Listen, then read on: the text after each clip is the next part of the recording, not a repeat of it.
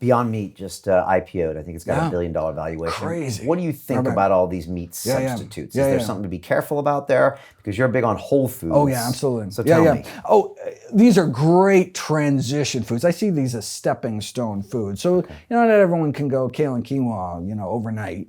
But so to have those same kind of tastes and textures from your childhood, I mean, that's great. And you can show, wait a second, wow, I don't have to eat this. It tastes great, right? Oh, and all of a sudden it opens up their mind. I just don't want people to stall there, right? Those are what I call yellow light foods, these processed plant foods.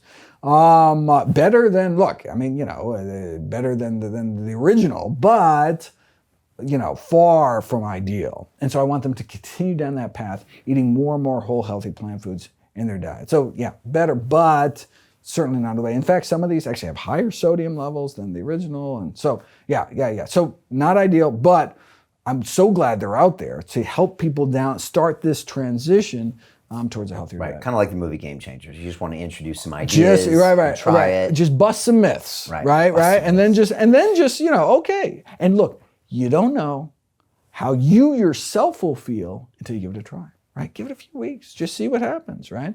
Look, you could eat anything for 2 weeks. You could eat nothing for 2 weeks, right? People fast, right? And so it's just like, look, try it as an experiment, right? And so that's how, when I had a private practice, it was, I would just be like, no one can think, I'm never going to have pepperoni pizza the rest of my life. Like, people can't think that way. They're like, forget it, right? But no. Give me 2 weeks. Give me 3 weeks, right? That's why, Neil has that 21-day Kickstart program, right? Hundreds of thousands of people, multiple languages, starts at the first of every month, completely free. You do it like a social media group, share tips, and you get, daily kind of affirmations.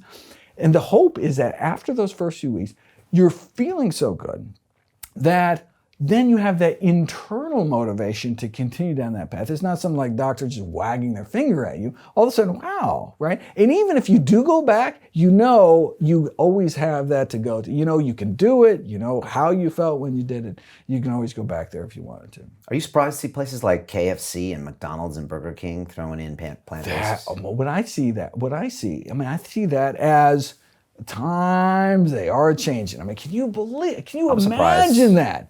But it just shows that there's this tremendous market movement. People are tremendously interested, right? As our society gets sicker and sicker, to looking for some of these alternatives, and just shows that how plant-based is so powerful. But of course, what does the industry want to do with plant-based? Is they just want to make it their own flavor of junk food. They'd be happy to give you low-carb junk food, low-fat junk food, processed paleo junk food, ironically. Any kind of, right? We will give you any kind of flavor of junk. The only thing they can't profit off of is real food, and hopefully we'll all get there. Right, so people need to be careful of that, because the industries will take it and create that processed food. And great. Yeah, great. Right, but let's not stall there. Let's keep moving. We can all start moving. We can all keep moving to improving our health.